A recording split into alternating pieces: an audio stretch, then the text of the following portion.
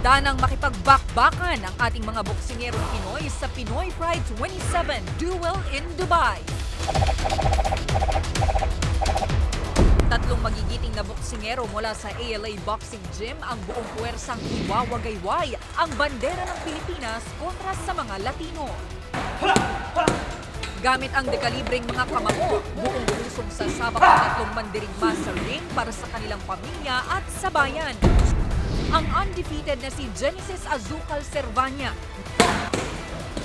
nangako na gagawin ang lahat para maipagtanggol ang kanyang titulo laban kay Jose Matador Cabrera ng Mexico.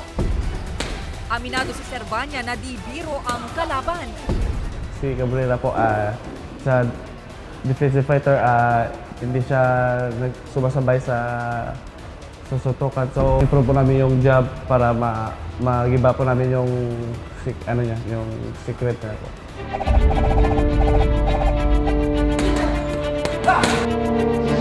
Determinado at kakaibang Ray Boom Boom Bautista naman ang magpapasiklab sa kanyang pagbabalik sa ring kontra kay Juan Jose Piquet Martinez. Handa na rin si Boom Boom sa taktika ni Martinez na pasugod kung lumaban. Kailangan mo siyang paatrasin. Huwag mo siyang hayaan na siya yung magdikta sa laban. Yung style niya is sugod ng sugod eh. He's a kind of fighter that come forward. And gustong-gusto ko yung fight na yan.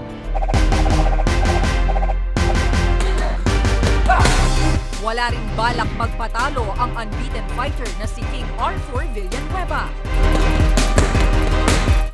Ayon kay Villanueva, pinag-aralan niyang mabuti ang galaw ng makakalaban niyang si Henry L. Crespo Maldonado na plano niyang paluhurin. Kung paano depensahan, paano ilagan yung suntok.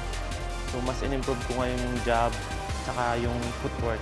Yung straight talaga yun yung pamatay na suntok ko, yung pabor na suntok na makapagbabagsak sa kanya.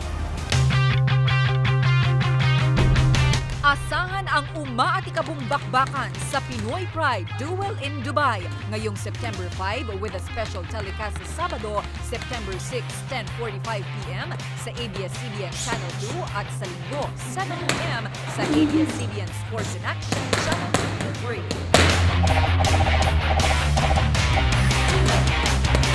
Inimbitahan namin kayo Manood ng Pinoy Pride 27. dito lang sa ABS-CBN Sports in Action. Tina Marasigan, ABS-CBN News.